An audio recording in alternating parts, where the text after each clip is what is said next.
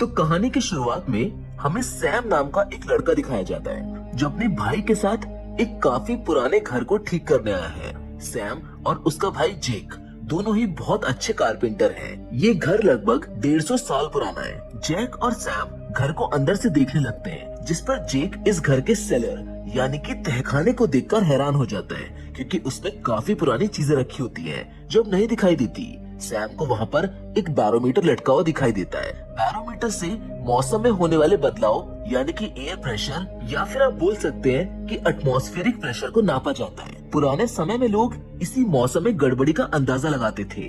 जेक इस जगह को एक टाइम कैप्सूल कहता है, जिसके बाद ये दोनों अपने काम पर लग जाते हैं। उधर ही सैम को घर ठीक करते हुए एक बॉक्स मिलता है जो काफी पुराना है। शायद कई साल पहले किसी ने घर में इसको छुपाया होगा। उस बॉक्स में एक काफी पुराने समय का मैच बॉक्स और उसके साथ एक लड़की की तस्वीर होती है। सैम उस तस्वीर को देखता ही रह जाता है, क्योंकि वो लड़की बहुत ज्यादा सुंदर होती है। उसी रात मौसम खराब होने की वजह से तूफान के साथ बहुत तेज बारिश होने लगती है, जिस बीच इस घर की लाइट भी खराब हो जाती है, जिसको ठीक करने के लिए सैम तहखाने में जाता है। इतने में बैरोमीटर में एयर प्रेशर तेजी से नीचे गिरने लगता है और तभी सैम को बहुत तेज आवाज सुनाई देती है, जिससे उसके कान बजने लगते हैं। आवाज बंद होते ही सैम भागकर ऊपर आता है, जहाँ पर अब उसको कुछ भी समझ नहीं आता, क्योंकि पूरा घर बिल्कुल बदल चुका था। कुछ देर पहले तो ये घर बिल्कुल टूटा फूटा था, लेकिन अब बिल्कुल ऐसा लग रहा है जैसे अपने पुराने समय में आ गया हो। सैम घर के अंदर काफी पुरानी चीजों को सही सलामत देखता है। तभी उसको घर में वो लड़की दिखाई देती है जिसकी तस्वीर उसको बॉक्स में मिली थी। लेकिन ये कैसे हो सकता है, क्योंकि वो तस्वीर तो लगभग 100 साल पुरानी थी। ये लड़की यहाँ पर कैसे आ सकती है? सैम को कुछ भी समझ नहीं आता, इसीलिए वो हड़बड़ी में जेक को ढूंढने लगता है, जिस पर वो लड़की उसको एक चोर समझ लेती है और सैम के ऊपर बंदूक तानकर उसे यहाँ से जाने को कहती है। सैम उसको बोलता है कि वो उसको गलत समझ रही है। इतने में ही बाहर से उस लड़की की माँ आ जाती है, जिसको देखकर वो लड़की सैम को पीछे के दरवाजे से जाने को कहती है। वो बताती है कि अगर मेरी माँ ने तुमको यहाँ पर देख लिया तो वो तुमको मार डालेगी, फौरन यहाँ से भाग जाओ। सैम वहाँ से चला जाता है, जिसके बाद हम देखते हैं कि उस लड़की की माँ उससे कहती है कि तुम्हारे होने वाले पति विलियम ने तुम्हारे लिए एक ड्रेस भेजी है जो तुम अपनी शादी पर पहनोगी।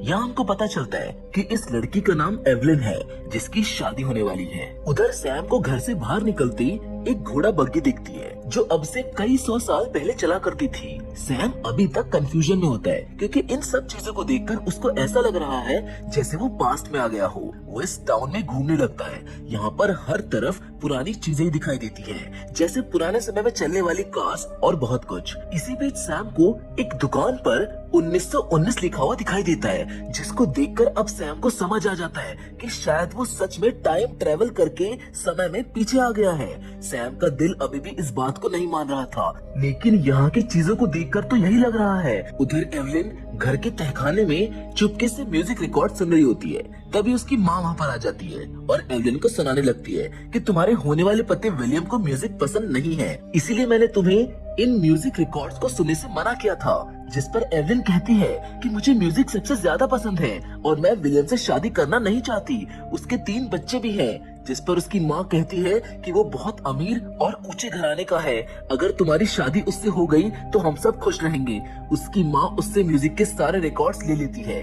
इतने में यहाँ पर फिर से सैम आ जाता है। वो कहता है कि ये म्यूजिक के रिकॉर्ड्स उसके हैं। जिस पर एवलिन की माँ कहती है कि तुम कौन हो और यहाँ पर कैसे आ गए? सैम झूठ बोल देता है कि वो उनके मरे हुए बेटे का दोस्त है। दरअसल सैम ने बाजार से एवलिन की फैमिली के बारे में थोड़ी डिटेल निकाली थी। सैम कहता है कि वो यहाँ से गुजर रहा था, लेकिन तभी उसे अपने म्यूजिक रिकॉर्ड्स याद आ गए। जिस पर उस लड़की की माँ कहती है कि तुम्हारा यहाँ पर स्वागत है, अगर तुम चाहो तो यहाँ पर रुक सकते हो। सैम कहता है कि वो यहाँ नहीं रुकेगा, उसको कुछ काम है। जिस पर उसकी माँ बोलती है कि तुम्हें आज रात एवलिन के एंगेजमेंट पार्टी के लिए रुकना चाहिए। वो सैम को म्यूजिक रिकॉर्ड्स देकर चली जाती है, जिसके बाद सैम उन रिकॉर्ड्स को एवलिन को दे देता है। एवलिन इस चीज के लिए उसको थैंक्स बोलती है। वो कहती है कि वो उसका ये एहसान चुका देगी, क्योंकि उसके लिए रिकॉर्ड्स बहुत कीमती हैं। सैम उससे पूछता है कि क्या इस तहखाने में कोई सीक्रेट दरवाजा है या फिर कोई वॉल जिससे मैं अपने घर जा सकता हूँ। एवलिन को कुछ समझ नहीं आता कि वो क्या पूछ रहा है, इसीलिए एवलिन पूछती है कि पहले तो तुम मुझको ये बताओ कि तुम सच में हो कौन, क्योंकि मैं जानती हूँ तुम मेरे भाई के दोस्त नहीं हो। जिस पर सैम कहता है कि अगर मैं तुमको सच बताऊंगा तो तुम मेरा विश्वास नहीं करोगी, लेकिन फिर भी एवलिन उसको सच बोलने को बोलती है। वो बताता है कि वो सन 2019 से यहाँ 1919 में गलती से टाइम ट्रेवल करके आ गए। वो फ्यूचर में इस घर को ठीक कर रहा था, लेकिन तभी इस तहखाने में उसके कान बजना शुरू हुए और वो यहाँ पर आ गया। पर अब उसको यहाँ से वापस जाने का रास्ता नहीं पता। एवलिन उसकी बातें सुनकर हंसने लगती है। वो उसका यकीन ही नहीं करती। अपनी बात पर यकीन दिलाने के लिए सैम उसे उसी का फोटो दिखाता है जो उसे 2019 में बॉक्स के अंदर मिला था। एवलिन उस फोटो को देखकर शॉक रह जाती है। वो कहती है कि ये मेरा फोटो कैसे हो सकता है, क्योंकि मैंने तो आज तक कोई फोटो ही नहीं खिंचवाई। जिस पर सैम कहता है कि ये मुझको नहीं पता, लेकिन ये फोटो तुम्हारा ही है। तो मुझको ये बताओ कि ये घर किसने बनाया, शायद इस घर को बनाने वाले को कुछ पता हो। एवलिन उसे बताती है कि ये मेरे दादाजी ने 50 साल पहले बनवाया था। वो आज शाम पार्टी में आएंगे, तुम चाहो तो उनसे वहाँ मिल सकते हो। सैम पार्टी में जाने के लिए हाँ कर देता है, पर वहाँ जाने के लिए उसके पास कपड़े नहीं होते। जिस पर एवलिन उसको कपड़े भी देती है और अपने साथ पार्टी में भी ले जाती है, जहाँ वो उसे अपने दादाजी से मिलवाती है। सैम उनके बनाए घर की तारीफ करते हुए उनसे पूछता है कि एक दिन मैं उस घर के तहखाने में था और तभी अचानक मेरे कान बजने लगे। क्या आपको इसके बारे में कुछ पता है? जिस पर दादाजी का एक दोस्त हेनरी बोलता है कि ये अक्सर पुराने घरों में एयर प्रेशर कम होने की वजह से हो जाता है। इससे पहले सैम हेनरी से कुछ और पूछ पाता, तभी पार्टी स्टार्ट हो जाती है। एवलिन को विलियम अपने साथ डांस के लिए ले जाता है और डांस करते वक्त वो उसको बताता है कि कुछ दिनों के बाद वो एक फोटोग्राफर को बुला रहा है ताकि वो तुम्हारा एक वेडिंग ड्रेस में फोटो खींच सके। ये बात सुनते ही एवलिन को सैम की बात पर अब यकीन हो जाता है कि वो सच में फ्यूचर से आया है और जो फोटो उसने दिखाया था वो असली है। अब विलियम के जाते ही एवलिन उसको अपने साथ बाहर वॉक पर ले जाती है। वो कहती है कि उसे उसकी बात पर यकीन है कि वो फ्यूचर से आया है। उसे फ्यूचर के बारे में जानना है कि वो कैसा है। सैम उसको बताता है कि फ्यूचर में हम जब चाहे अपने घर पर खाना मंगवा सकते हैं और वहाँ पर फोन नाम की एक चीज है जिससे हम बहुत दूर होने के बाद भी अपनी फैमिली से बात कर सकते हैं। एवलिन सैम की बातें सुनकर बहुत खुश होती है। तभी सैम को एक वाइन की शॉप दिखाई देती है, जिसको देखकर एवलिन कहती है कि इस शॉप के अंदर लोग नाचते और गाते हैं। मैं हमेशा से यहाँ पर जाना चाहती थी पर आज तक नहीं जा पाई। ये सुनते ही सैम उसको अंदर ले जाता है। वो शॉप वाला उन दोनों को नीचे ले जाता है। ये असल में एक पुराने क्लब जैसा होता है। ये दोनों एक ड्रिंक लेते हैं। एवलिन पहली बार ये सब कर रही थी। सैम एवलिन को डांस के लिए ले जाता है और ये दोनों एक दूसरे की बाहों में खो जाते हैं। जिसके बाद सैम एवलिन को आगे जाकर कोई सॉन्ग गाने को कहता है कि मैं जानता हूँ कि तुम अच्छे सिंगर हो और तुमको म्यूजिक बहुत पसंद है।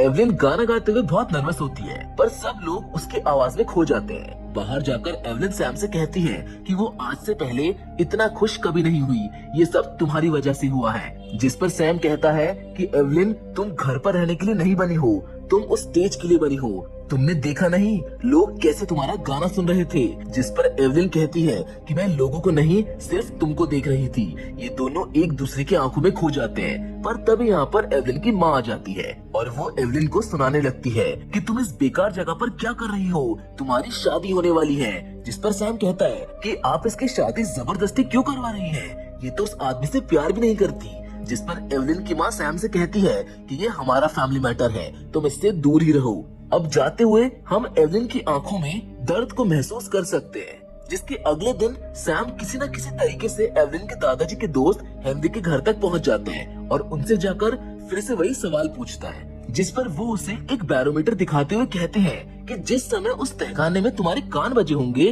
उस समय शायद कोई तूफान या फिर बारिश हो रही होगी, जिसकी वजह से एयर प्रेशर कम हुआ, इसीलिए तुम्हें वो आवाज सुनाई दी। जिस पर सैम पूछता है कि उस दिन की तरह ही दोबारा एयर प्रेशर कब गिरेगा।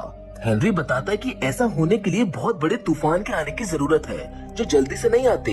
सैम हेनरी से उसका बैरोमीटर ले जाता है, जिसके बदले वो उसके घर के गेट को ठीक करने को कहता है। जिसके बाद वो चुपके से एवलिन के घर पर उससे मिलने आता है। एवलिन यहाँ से कहीं भागने की तैयारी में होती है। वो सैम से जाने को कहती है, जिस पर सैम बताता है कि उसको यहाँ से अपने समय में जाने का तरीका मिल गया है, उसे बस एक बहुत बड़े तूफान के आने का इंतजार करना होगा। वो एवलिन को भी अपने साथ चलने को कहता है। वो बोलता है कि ये जगह तुम्हारे लिए नहीं बनी है, तुम्हें भी खुश होने का हक है, मैं तुम्हें अपने साथ ले जाऊंगा, वहाँ पर तुम एक सिंगर भी बन सकती हो या जो चाहे वो कर सकती हो। जिसके साथ वो कहता है कि तुम इतनी सुंदर और प्यारी हो, मैं चाहता हूँ कि तुम हमेशा खुश और आजाद रहो, जो तुम यहाँ पर नहीं रह सकती। एवलिन फौरन सैम को किस कर लेती है। वो कहती है कि मेरी शादी को सिर्फ 10 दिन ही बचे हैं, अगर उससे पहले वो तूफान या फिर बारिश नहीं हुई तो मैं मर जाऊंगी। सैम कहता है कि ऐसा नहीं होगा, मैं तुमको कुछ नहीं होने दूंगा। जिसके बाद ये दोनों चोरी छुपे अपने जाने की तैयारियां करने लगते हैं। सैम तहखाने में उस बैरोमीटर को लगा देता है। एवलिन सैम के साथ बहुत खुश होती है। धीरे धीरे ये दोनों काफी करीब आ जाते हैं। सैम को एवलिन की मासूमियत से प्यार हो जाता है। इसी बीच सैम हेनरी का गेट ठीक करने का काम करता है। वहीं दूसरी ओर एवलिन सब कुछ ठीक होने का नाटक करती है। ये दोनों रोज शाम को मिलते हैं और क्लोज टाइम बिताते हैं। ये दोनों रोज आसमान को देखते हैं कि कब मौसम खराब होगा और कब ये यहाँ से जाएंगे। एक दिन एवलिन का होने वाला पति विलियम उसको फोटो के लिए बुलाता है। ये वही फोटो खींच रही है जो फ्यूचर में सैम को मिली थी। तभी एवलिन आसमान में देखती है तो उसको मौसम खराब दिखाई देता है। वो समझ जाती है कि समय आ गया है। वो बिना कुछ बोले वहाँ से भाग जाती है और अपने घर के तहखाने में पहुँच जाती है, जहाँ सैम उसका इंतजार कर रहा होता है। वो दोनों जाने के लिए तैयार होते हैं और एक दूसरे को किस करते हैं, पर तभी विलियम वहाँ पर अपने आदमी के साथ आ जाता है। वो कहता है कि तुमको क्या लगता था, मुझको पता नहीं चलेगा कि तुम्हारा किसी के साथ चक्कर चल रहा है। तुम छोटी औरतें होती ही ऐसी हो। जिस पर एवलिन कहती है कि हमारी शादी सिर्फ पैसों के लिए हो रही है। तुम मुझसे शादी थोड़ी कर रहे हो, तुम तो मुझको खरीद रहे हो। मैं तुमसे प्यार नहीं करती, मैं सैम को चाहती हूँ। ये सुनते विलियम को गुस्सा आ जाता है। वो अपने आदमियों से सैम को पिटवाने लगता है और एवलिन को अपने साथ ले जाता है। सैम जैसे ही उसको रोकने के लिए भागता है तभी बैरोमीटर में एयर प्रेशर गिरने लगता है और सैम के कान बहुत जोर से बजने लगते हैं, जिससे वो दोबारा फ्यूचर में पहुंच जाता है और पागलों की तरह एवलिन एवलिन चिल्लाने लगता है। उसका भाई जेक आकर उसको शांत करता है, जिस पर सैम उससे कहता है कि उसको वापस एवलिन के पास जाना होगा। मैं उसे ऐसे अकेला नहीं छोड़ सकता, वो मेरे बिना मर जाएगी। जेक को लगता है कि सैम के दिमाग में कुछ गड़बड़ हो गई है। सैम जेक को पूरी बात बताता है कि कैसे वो पास्ट में 100 साल पीछे चला गया था। वो उसको एवलिन के बारे में भी सब बताता है, लेकिन जेक को उसकी बात पर विश्वास ही नहीं होता। सैम दिन रात एवलिन और तूफान के बारे में सोचता रहता है। वो पूरी तरह से पागल हो चुका था। उसको ऐसा लग रहा था कि शायद अब वो एवलिन को कभी नहीं देख पाएगा। तभी एक दिन मौसम खराब हो जाता है, जिसको देखकर सैम बहुत खुश होता है। वो फौरन तहखाने में जाता है और उसी वक्त एयर प्रेशर गिरने लगता है। लेकिन सैम इस बार कहीं और ही पहुंच जाता है। वो देखता है कि ये घर तो वही है, लेकिन काफी डेवलप है। इतने में ही उसकी नजर दीवार पर लगे एक पोस्टर पर पड़ती है, जिसमें एवलिन एक बहुत बड़े सिंगर बन चुकी है। पोस्टर को देखकर सैम समझ जाता है कि वो इस बार पास्ट में नहीं बल्कि फ्यूचर में आ गया है। तभी उसको एवलिन दिखाई देती है, जो रूम में अपने बेटे को सुला रही है। उसने अपने बेटे का नाम सैम रखा है। सैम उसको देखकर रोने लगता है और एवलिन से बिना मिले ही वापस अपने टाइम में चला जाता है। वो देखता है कि उसका भाई जेक उस तहखाने को तोड़ रहा है। सैम उसको रोकता है। वो कहता है कि अगर तुमने ऐसा किया तो मैं उससे दोबारा कभी नहीं मिल पाऊंगा। मैंने उसके साथ अपना फ्यूचर देखा है, हमारा एक बच्चा था। जेक को लगता है कि सैम पागल हो चुका है। सैम जेक को तहखाने से बाहर निकालकर उसका गेट लॉक कर देता है और तभी दोबारा से एयर प्रेशर गिरता है और इस बार सैम पास्ट में एवलिन के समय में पहुंच जाता है। लेकिन यहाँ का मौसम काफी खराब होता है, जिसकी वजह से पूरे तहखाने में पानी भरने लगता है। सैम फौरन भागा भागा एवलिन के पास जाता है और उसको भगाकर अपने साथ यहाँ ले आता है। लेकिन अब तक वो तहखाना पूरी तरह से पानी से भर चुका था, जिसको देखकर एवलिन डर जाती है। पर सैम अब भी हार नहीं मानता।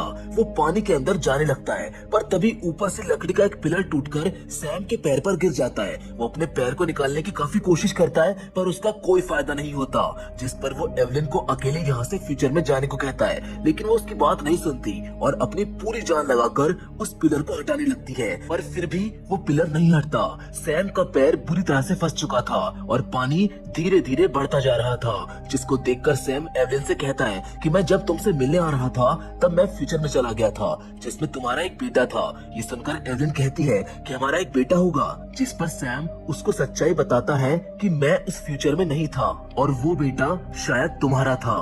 मेरी किस्मत में यही मरना लिखा है, लेकिन तुम फ्यूचर में बहुत खुश थी, इसीलिए अब तुमको यहाँ से जाना होगा। एवलिन कहती है कि जिस फ्यूचर में तुम नहीं, मैं उसमें नहीं जाना चाहती। सैम कहता है कि वो उससे हमेशा प्यार करेगा, जिसके साथ वो कहता है कि फ्यूचर में मेरे भाई जेक से कहना कि मैं उससे बहुत प्यार करता हूँ और वो तुम्हारी भी मदद करेगा। इतने में एवलिन पानी में बह जाती है और जब उसकी आंखें खुलती है वो सैम के भाई जेक को अपने सामने पाती है, यानी कि वो फ्यूचर में सही सलामत पहुंच गई है। वो जेक को सारी बात बताती है। जेक बहुत ज्यादा दुखी होता है कि उसका भाई पास्ट में मारा गया। जेक एवलिन के लिए खाने और पहनने के लिए कपड़े लाता है और एवलिन को बताता है कि सैम उससे बहुत प्यार करता था। जब वो यहाँ था तो सिर्फ उसी के बारे में बात कर रहा था। तभी जेक को तहखाने की दीवार के अंदर से कुछ लेटर मिलते हैं जो सैम ने पास्ट में उनके लिए छोड़े थे।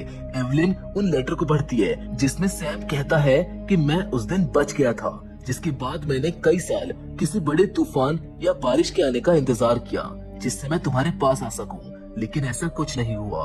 पर मैंने कभी भी तुम्हारे पास फ्यूचर में आने की उम्मीद नहीं छोड़ी। मैं मरते दम तक तुमसे प्यार करूंगा, लेकिन मैंने धीरे धीरे यहाँ अपनी जगह बना ली है। मैं यहाँ भी कारपेंटर का काम करता हूँ और जैसे मैंने यहाँ पर अपनी जगह बना ली है, वैसे ही मैं चाहता हूँ कि तुम भी फ्यूचर में अपनी एक जगह बना लो और मेरे बारे में मत सोचो, क्योंकि मैं यहाँ पर बहुत खुश हूँ। मैं तुम्हें भी हमेशा खुशी देखना चाहता हूँ। ये लेटर पढ़कर एवलिन रोने लगती है, लेकिन वो इस बात से खुश थी कि सैम पास्ट में जिंदा है और अपनी जिंदगी जी रहा है। जिसके बाद एवलिन भी सैम के दिए हुए मॉडर्न कपड़े पहनकर बाहर आ जाती है और अपने इस नए फ्यूचर को देखकर बहुत खुश होती है। जिस इमोशनल एंडिंग के साथ ये फिल्म यहीं पर खत्म हो जाती है।